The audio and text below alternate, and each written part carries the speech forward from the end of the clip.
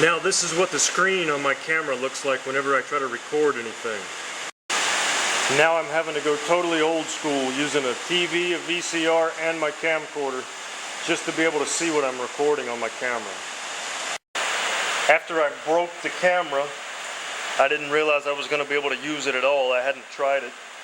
So I went ahead and I removed the pressure plate with the clutch disc, and then I unbolted the flywheel. Before I install the flywheel, I still have to remove the pilot bearing.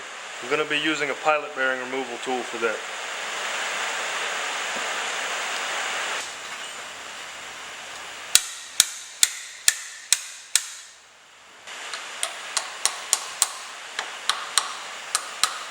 Okay, I got the flywheel setting in place, putting blue Loctite on all the bolts that hold it in place.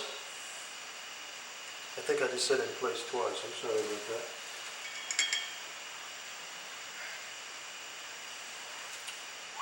Alright, torque all the bolts to manufacturer specifications.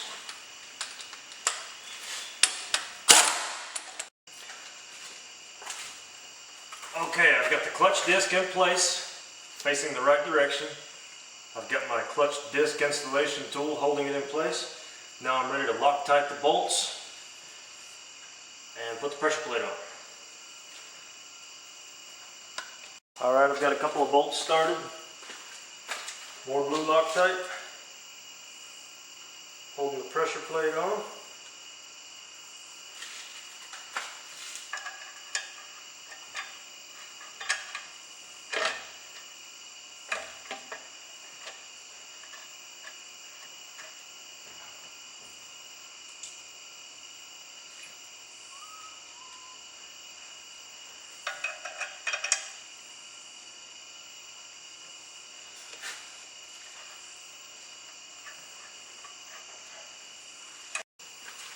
Okay, with all the bolts in, clutch disc centered up, ready to torque them down.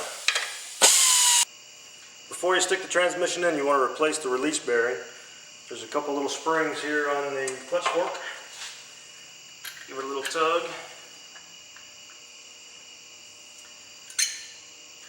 And it comes right out. New one has the springs on it. Stick them in the slots and reinstall the fork on the transmission. Make sure you clean and lubricate the release bearing slide surface and the input shaft splines.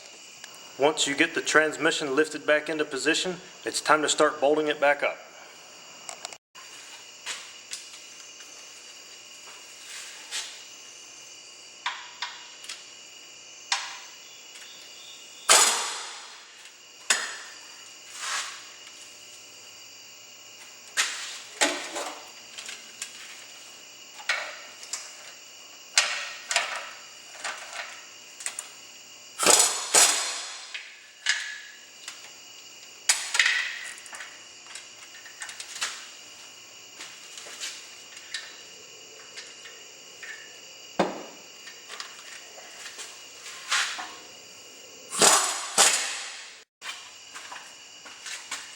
Reconnect all of the electrical connectors. Make sure the harness is routed back the way it was. Make sure none of the wires are too close to the exhaust.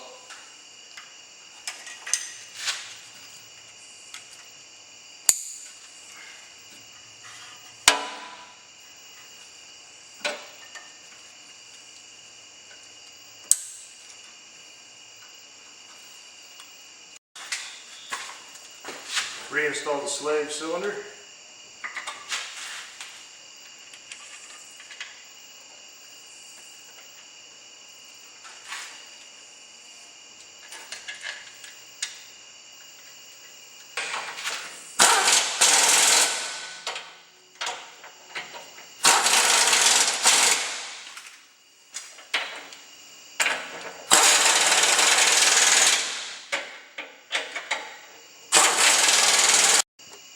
Lower the transmission to let the studs from the mount go through the cross member. Then you can put the nuts in it. You can also get your transmission jack out of the way.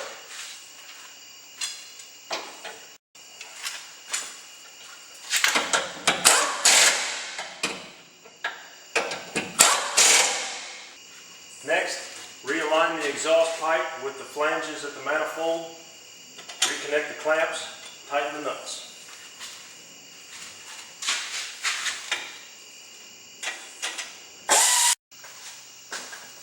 Next, reinstall the dust shield.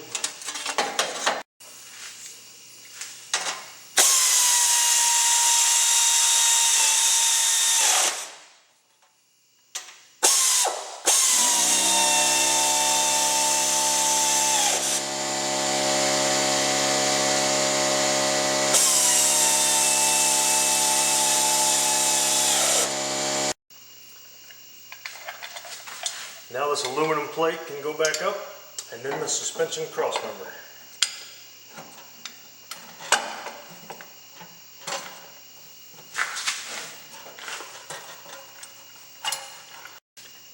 Now the starter can be reinstalled.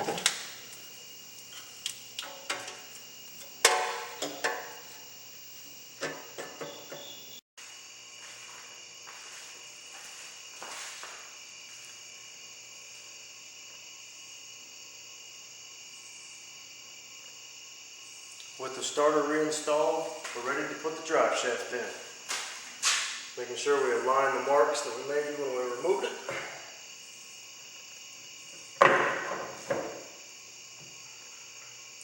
Blue Loctite on the threads.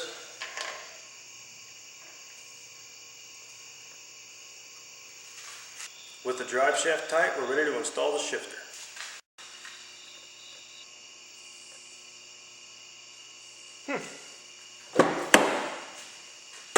Drop the shifter down in the top of the transmission.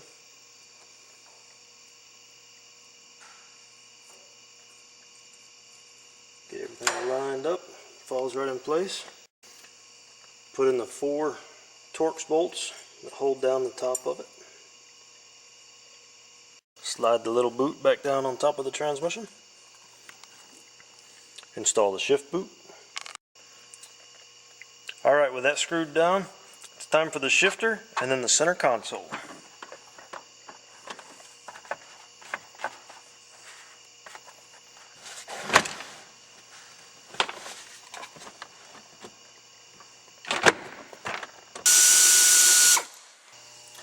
Okay, now we can reconnect the negative battery cable,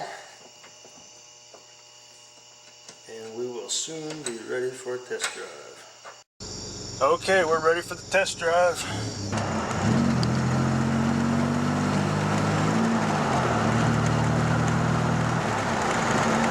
Seems to be doing all right.